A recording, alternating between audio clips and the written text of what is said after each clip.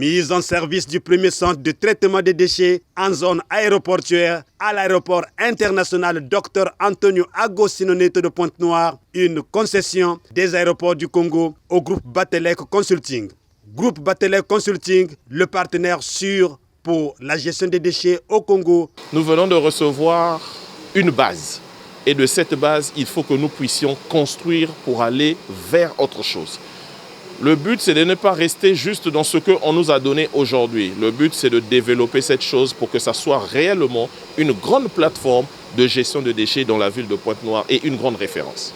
Ces messages qui s'adressent directement aux industriels du Congo, lesquels sont en manque des structures fiables et dignes dans le traitement des déchets. Ces messages, disais-je, ont été prononcés ce samedi 1er mars 2025 par Charles Poitier et Steven Nombo, respectivement directeur général du groupe Batelec Consulting et chef d'équipe de la maintenance du groupe, ce à l'occasion des interviews sanctionnant les activités de l'inauguration du centre de traitement des déchets de l'aéroport international Dr Antonio Agostino Neto de Pointe-Noire. La cérémonie irrélative a été placée sous les auspices de Pino Kiazabou, administrateur maire de l'arrondissement numéro 1, Emery Patrice Lumumba. Elle a eu à ses côtés Marcellus Boniface Bongo, directeur général des aéroports du Congo en sigle Aéroco, Armel Mamouna, directeur de l'aéroport international Dr Antonio Agostino Neto de Pointe-Noire et Charles Poitier, le patron du groupe Batelec. De part en part, dans son point de presse, Marcellus Boniface Bongo a signifié au groupe Batelec Consulting de générer d'autres économies en recherchant des partenaires industriels en manque de traiteurs potentiels de déchets, ce en évitant de transformer la dite station en dépotoir urbain. Nous avons procédé avec l'accompagnement de Madame l'administrateur maire de l'arrondissement 1 Lumumba à la mise en service du centre de traitement de déchets aéroportuaires de notre aéroport Antonio Agostino Neto de la ville Pointe-Noire. Bon, nous sommes une grande société, mais vous savez que les sociétés se distinguent par leur objet social. Notre objet, c'est la gestion ou sinon l'exploitation aéroportuaire. Et dans l'exploitation aéroportuaire, il y a toute une activité qui se met en place et qui crée des déchets. Et l'exploitant d'aéroport a l'obligation de gérer les risques liés à ces déchets qui sont traités. D'où la nécessité pour nous de mettre en place ces centres-là. Et nous faisons recours donc à Batelec, qui a une expertise avérée en la matière, et on lui donne que Batelec soit à la hauteur de sa mission et que Batelec organise tout l'écosystème qui doit être autour de l'organisation, le tri et le traitement de ces déchets, et que l'on réponde effectivement à un objectif principal, le respect de l'environnement, notamment au niveau de l'espace aéroportuaire. Bon, le message le plus important, c'est de dire que les déchets au niveau de l'aéroport ne peuvent pas prendre en charge la totalité de la capacité des équipements qui sont mis à disposition.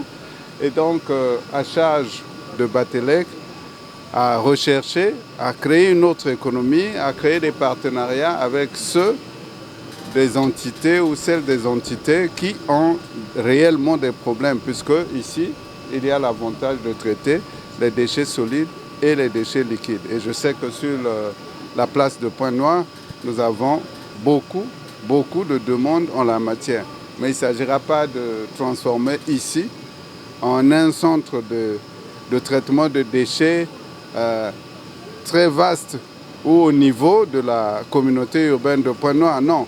Parce que nous avons l'obligation, en matière de péril aviaire, d'éviter qu'il y ait des déchets autour de l'aéroport, que cela doit être fait en regardant à la fois la performance de l'exploitation, tout en faisant de telle sorte que l'économie autour de cet incinérateur fonctionne. Donc il va falloir toujours jauger entre le risque de stocker les déchets ici, qui peut attirer les oiseaux, qui sont un vrai danger pour les avions, et faire respirer cette installation. C'est très important et c'est le message que je passe à Batelec.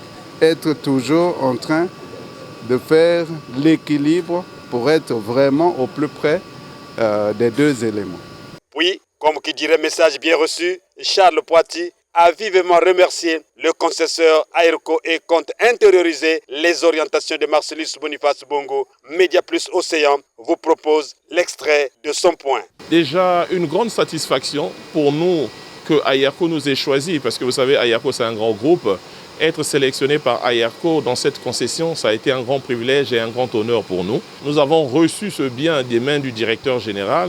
Nous allons veiller à ce que nous puissions maintenir ce bien à cet état et bien l'utiliser pour pouvoir faire avancer cette structure. Non, nous allons recevoir les déchets. Ce que nous allons faire, nous allons envoyer les déchets à valoriser auprès des filiales de valorisation en attendant que nous puissions mettre en place ici une chaîne de valorisation. Et les déchets qui doivent être incinérés, parce que quand on dit incinérer, ça veut dire que nous créons un autre déchet qui est un déchet ultime, c'est-à-dire un déchet final.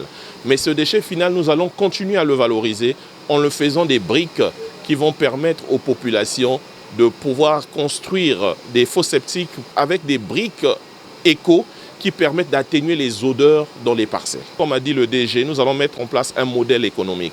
Parce que vous savez, nous sommes en milieu aéroportuaire. Il faudrait que tout ce que nous allons faire ici puisse être encadré. Nous ne pouvons pas transformer ce lieu en un dépotoir national. Mais nous allons transformer ce lieu en un centre de traitement de déchets de référence. Ça veut dire que nous pouvons recevoir des déchets des entreprises, mais avec un délai de 72 heures d'être traités. Les entreprises peuvent nous faire confiance, l'expertise nous l'avons, nous avons fait des preuves, c'est pourquoi un grand groupe comme Aerco nous a fait confiance. Ils peuvent compter sur nous, le travail sera assuré. Et à Pointe-Noire, nous sommes basés aujourd'hui dans l'enceinte de l'aéroport Agostino Neto à côté d'Aéroclub.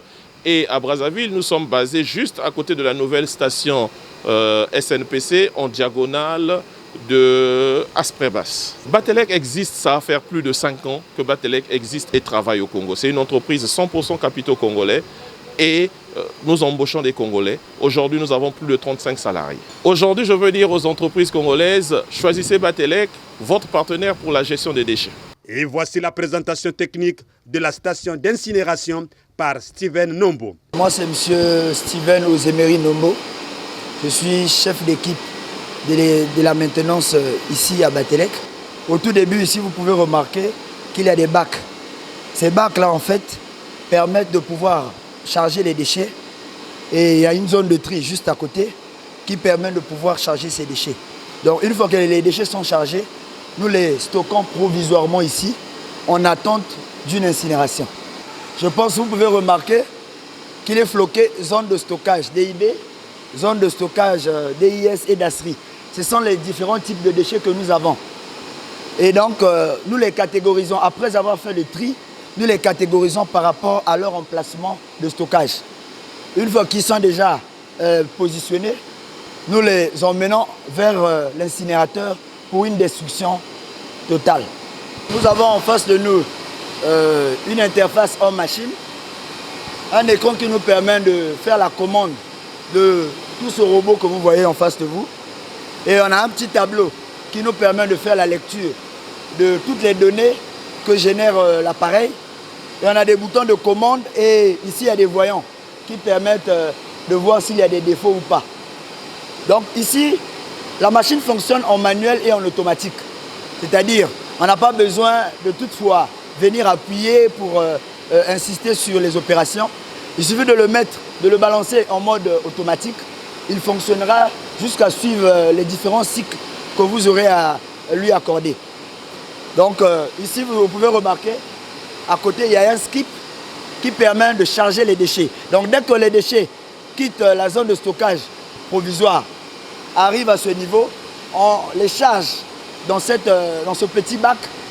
Et une fois qu'il est en automatique, il balance tout seul les déchets dans le sas pour une incinération. On va aller de l'autre côté pour que je vous montre un peu le reste des équipements. Une fois que celui-là a reçu les déchets, on l'appelle le skip. Le skip, une fois qu'il a reçu les déchets, il renverse ses déchets dans le sas qui est ici. Le sas, en fait, c'est un réservoir qui permet de contenir les déchets. Donc, une fois qu'il a contenu les déchets, il y a un pousseur juste à côté qui permet d'envoyer ces déchets ici, dans le four. Il y a une porte qui va s'ouvrir, les déchets vont rentrer. Une fois que les déchets sont rentrés, il y a des brûleurs ici qui permettent de détruire ces déchets. Donc nous avons 3 brûleurs. On a 2 brûleurs au niveau du four et un autre brûleur là-bas pour le traitement des déchets en fait. Le traitement des fumées pour qu'il n'y ait pas fumée ou qu'il n'y ait pas toxicité au niveau des déchets que nous générons. Donc ici nous avons le brûleur de pyrolyse, celui qui joue à la fois le rôle de pyrolyse, qui permet de pouvoir décomposer les déchets organiques que nous pouvons déposer dans la machine. Donc pour éviter qu'il y ait des fumées ou la pollution de l'environnement, ce brûleur-là permet de pouvoir casser les molécules et décomposer en fait tout ça. Donc plus tard,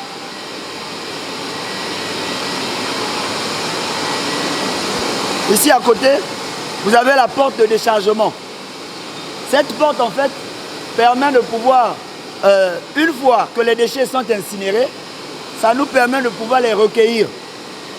Parce que les déchets rentrent en solide et plus tard deviennent poussière. Donc c'est à travers cette porte que nous recueillons justement les cendres en fait. Donc on a un descendrage qui est fait après toutes les opérations que nous faisons. Donc ça se fait à ce niveau. Et notre machine ne détruit pas que des déchets solides. Nous avons ici, vous pouvez jeter un coup d'œil ici, nous avons ces 3 cuves là qui permettent de détruire des liquides. Quand je dis liquide, je fais allusion aux eaux usées et puis les huiles et tout ce que nous connaissons qu'on peut détruire. Donc nous avons 3 cuves de 1000 litres chacune qui permet de stocker. Une fois que c'est stocké, nous travaillons sur la machine pour que ces huiles-là puissent être détruites définitivement. Donc la machine détruit aussi tout ce qui est liquide. Et bon, juste à la fin, nous avons ici un laveur. Ce laveur que vous voyez joue un rôle prépondérant pour le traitement des fumées surtout. Non seulement qu'on a un brûleur post-combustion qui est là-bas, qui permet déjà de casser des molécules et qui joue à peu près le grand travail de pyrolyse, mais nous avons surtout ce laveur qui permet de pouvoir, une fois que les déchets, les fumées, parce qu'une fois que les déchets sont brûlés, ce sont des fumées qui passent à travers ces brûleurs-là. Dès que ça arrive ici, on a des gicleurs qui permettent de pouvoir anéantir, sinon diminuer le niveau de fumée, parce que la fumée vient en grande quantité, puisqu'on a des ventilateurs très puissants. Donc, ces fumées-là, une fois que ça arrive dans les eaux, ça fait un système d'évaporation. Donc, la fumée arrive dans de l'eau, cette eau s'échauffe et c'est une vaporisation simplement que nous pouvons remarquer. Voilà pourquoi quand vous sortez pour regarder la cheminée, vous allez remarquer qu'il n'y a pas de fumée, ni rien, mais une petite vaporisation qui permet de pouvoir éliminer tout ce que nous avons comme fumée, toxique ou non toxique que nous recevons. Donc, ce laveur a ce rôle-là. Et au-delà de cela, il y a un autre élément important. Vous pouvez remarquer ici, nous avons une sonde. Cette sonde-là, en fait, permet de calculer, sinon de mesurer le niveau d'eau que nous avons. C'est en fait la sonde du pH mètre que nous avons à côté. Donc, il permet à ce que nous puissions mesurer la qualité de l'eau que nous avons ici. Si cette eau, elle est acide, si elle est neutre ou basique. Voilà pourquoi on a un tableau à côté qui nous permet de faire la lecture des données que cette sonde-là nous procure. Donc, une fois que l'eau est acide, c'est-à-dire en dessous de 7, il lance automatiquement, il y a un doseur de soude caustique, il y a un doseur qui permet d'aspirer la soude caustique pour l'envoyer dans le système afin que cette eau-là devienne neutre. En fait, c'est pour équilibrer le pH de cette eau, pour éviter toute pollution lors du rejet des eaux. Parce qu'on a un système d'évacuation juste au bout de notre circuit. Je pense que vous pouvez rapidement le remarquer par ici. Ici, nous avons un système d'évacuation des eaux.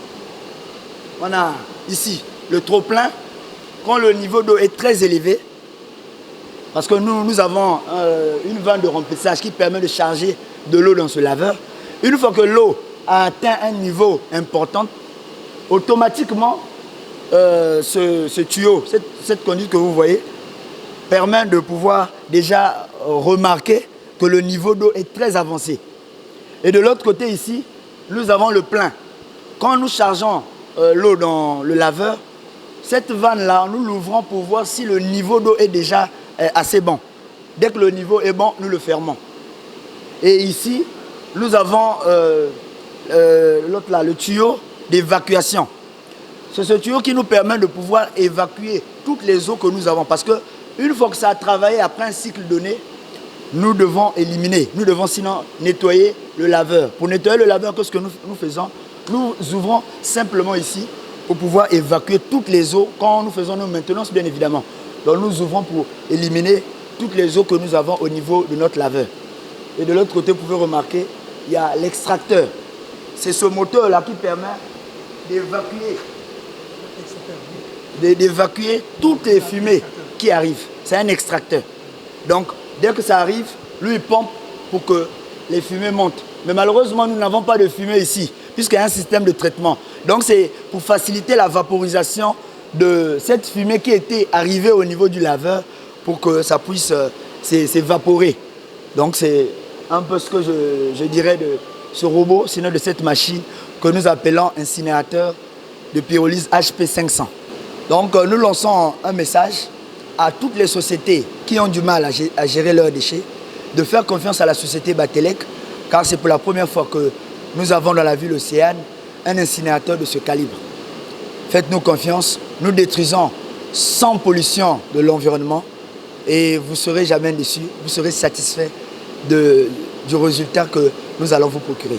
Au cours de cette cérémonie, 2 allocutions ont été prononcées. La première a été celle d'Armel Mamouna, allocution relative au souhait de bienvenue. La deuxième, de Marcellus Boniface Bongo, allocution sur la nécessité impérieuse d'avoir une station de traitement des déchets en zone aéroportuaire. La visite guidée et l'apéritif ont marqué la fin de la cérémonie.